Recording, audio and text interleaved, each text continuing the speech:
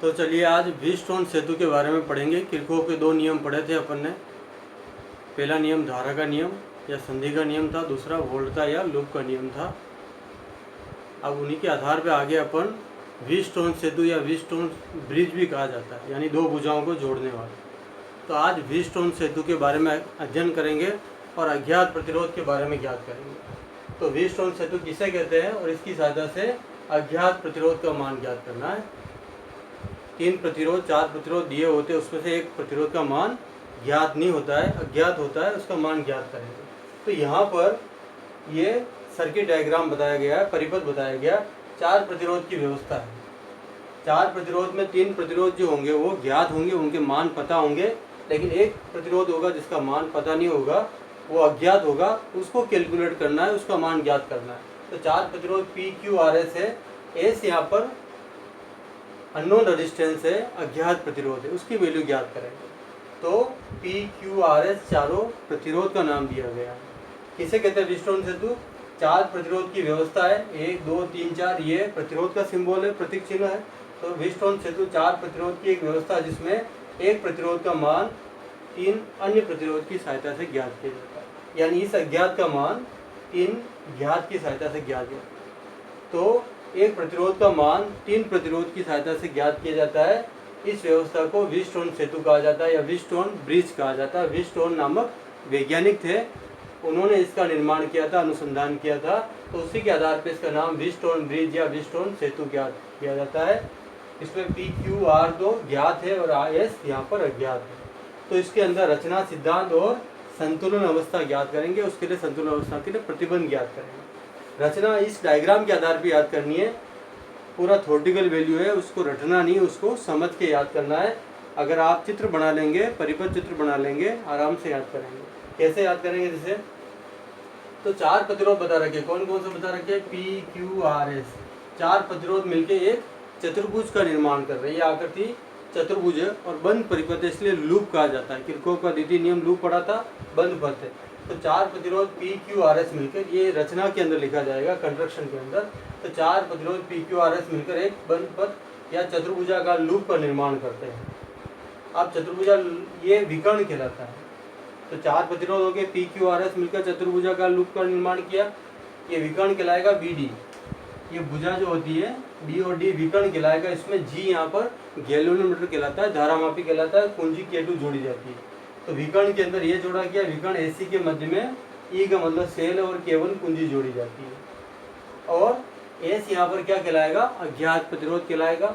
R का मान इस प्रकार से व्यवस्थित करते हैं, संबंधित करते हैं कि भुजा BD के मध्य धारा प्रवाह नहीं होता है। तो G का मान क्या होगा? धारा प्रवाह नहीं होगा तो शून्य प्राप्त होगा, शून्य विक्षेप आएगा। और यह तभी संभव है जब BD के मध्य विभव विभवांतर समान हो। तो इस प्रकार से इस रचना को आपको लिखा जाता है। यही संतुलन अवस्था के लिए प्रतिबंध कहलाता है। सिद्धांत के अंदर क्या करते हैं? कुंजी K1 को ऑन करते हैं, धारा प्रवाह होगा, यहाँ जाके 2 शाखाओं में बटेगी। ये I धारा 2 में, इसमें जा रही है I1 और I2 में। अब BD के अंदर धारा प्रवाह नहीं होगा, तो इसमें I1 है तो इसमें भी I1 ही जाएगी, इसमें I2 तो इसमें I2 भी जाएगी। और यहाँ विभव समान होगा, G में धारा प्रवाह नहीं होता और शून्य विक्षेप की स्थिति आती है। तो संतुलन अवस्था ज्ञात करते हैं। सबसे पहले भुजा AB और AD के मध्य विभवांतर। तो भुजा AB और AD, सबसे पहले ये भुजा और ये भुजा का संतुलन ज्ञात करना, इस भुजा और इस भुजा की तुलना करनी। तो दोनों भुजाओं की तुलना करो, क्या नाम दे रखा? AB और AD के मध्य विभवांतर। विभवांतर का मतलब क्या होता है? 2 भुजा के मध्य अंतर। तो VA माइनस VB, यहीं से लिखना, VA माइनस VB। और ये क्या होगा? VA minus VD। V बराबर क्या होता है? IR होता है। तो ये IR, इसके अंदर AB के मध्य विभवांतर। IR का मतलब I से बनेगा I1 और R के रूप में यहाँ पर प्रतिरोध का नाम P दिया गया है, तो I1P। I और R के रूप में ये, R की जगह P नाम दिया है क्योंकि 4 नाम देने पड़े आपको। और यहाँ क्या होगा? ये I1P, तो ये होगा I2R।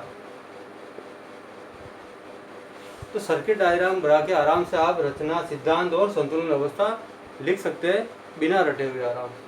अब ये 2 भुजा के बाद ये लिखना, BC के और DC के मध्य विभवांतर। B से C और यहाँ से चलेंगे लाग DC। तो D व C के मध्य विभवांतर। इसको समीकरण नंबर 1 दे दिया। क्या आएगा विभवांतर और भुजा DC के मध्य विभवांतर।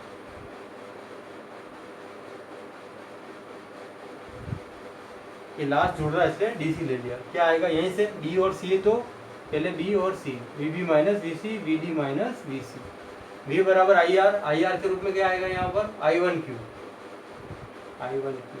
यहाँ क्या आएगा I2S। तो समीकरण नंबर फर्स्ट ये हो गया, सेकंड ये हो गया। फर्स्ट में सेकंड का भाग देने को, फर्स्ट बटावा सेकंड क्या आएगा देखो, इसमें इसका भाग देना, ये आएगा I1P I1Q, इसमें इसका भाग दिया I1P बटा I1Q, ये क्या आएगा I2R अपॉन I2S, I2 से I2 तो क्या आ गया T बटा Q R बटा S। यही संतुलन कहलाता है। ये व्हीटस्टोन सेतु का संतुलन अवस्था के लिए प्रतिबंध कहलाता है। क्या प्राप्त हुआ P बटा Q बराबर R बटा S। यह व्हीटस्टोन सेतु के लिए प्रतिबंध की अवस्था कहलाती है, या प्रतिबंध कहलाता है, या शर्त कहलाती है। P बटा Q बराबर R बटा S। यह आनुपातिक, यहाँ पर अनुपातिक तुलना या अनुपातिक भुजा का प्रतिबंध कहलाता है। तो P बटा Q बराबर R बटा S। S यहाँ पर मैंने बताया अज्ञात है, तो क्रॉस मल्टीप्लाई करते हुए आगे ज्ञात कर सकते हो।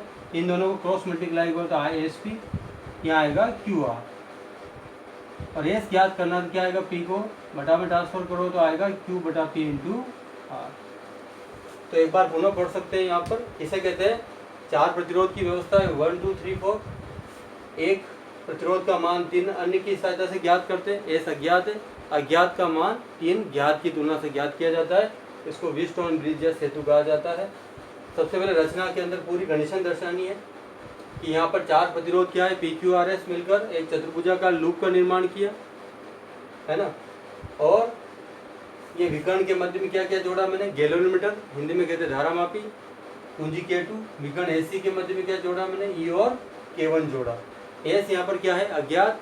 R का मान इस प्रकार संबंधित करते हैं कि BD के अंदर धारा प्रवाह नहीं होता, तो G में विक्षेप शून्य होता है, और यह संतुलन की अवस्था कहलाती है। विभव समान की अवस्था पर स्थिति आती है।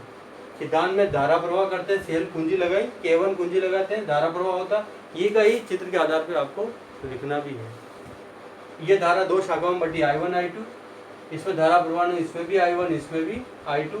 इन दोनों की तुलना की AB और AD, तो VA minus VB, VA minus VD, ये यहीं से लिखना I1P और I2R। इन दोनों के लिए I1Q और I2S। फर्स्ट और सेकंड का भाग दिया तो संतुलन अवस्था के लिए प्रतिबंध प्राप्त हुआ। इसको याद रखना, P बटा Q बराबर R बटा S।